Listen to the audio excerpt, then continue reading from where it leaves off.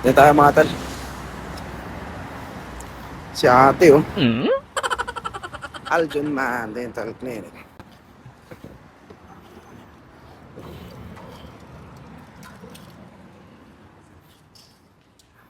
Assalamualaikum madam. Madam, ana pasta? Wait, ay ma'am. Kalam 7:30 ada.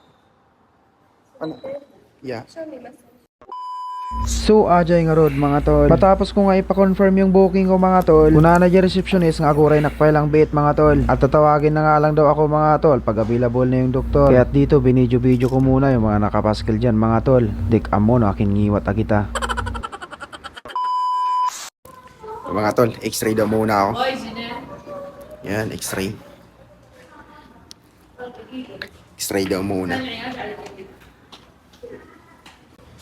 paano akong x-ray?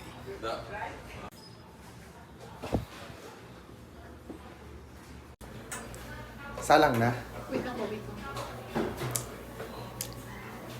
At dito nga mga tol, x-ray nga daw muna ako para makita nga daw nila no anyaman nakita nga kitanda awan matiamok ti kakasta. At ayan na nga, at sinit up na nga ni ate yung pang x-ray mga tol. At ipapasok ko daw yung ulo-ulo ko dyan. Sa bali man ang tinapananan. Patong niyo po yung baba niyo dito sa itim, then kagatin niyo po ito.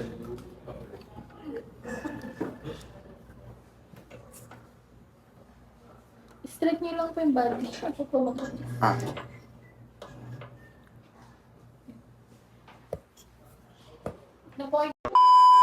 So ajay nga rod mga tol, matapos akong ma-x-ray ni ate yung mga tol ay pinapasok na nila ako dito sa clinic ni doktor para gawin na yung pasta. Kung tapno malpasan akid din, tibuisit na ngipin. Bali na injikan na nga ako na anesthesia dito mga tol. Ngamdik amo ata pa igtutugaw pala mo ni doktor. Ag ngursi-ngursi takar dito mga tol, tapa nagrik na kat diwig jay bibig ko. Gapo jay ininjik ng anesthesia mga tol.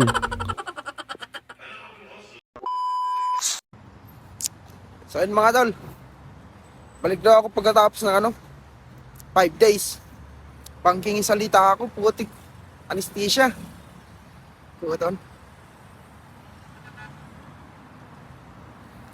Bali tinanggal lang muna yung dating pasta niya kasi pangit daw yung pasta. Nakaangat daw.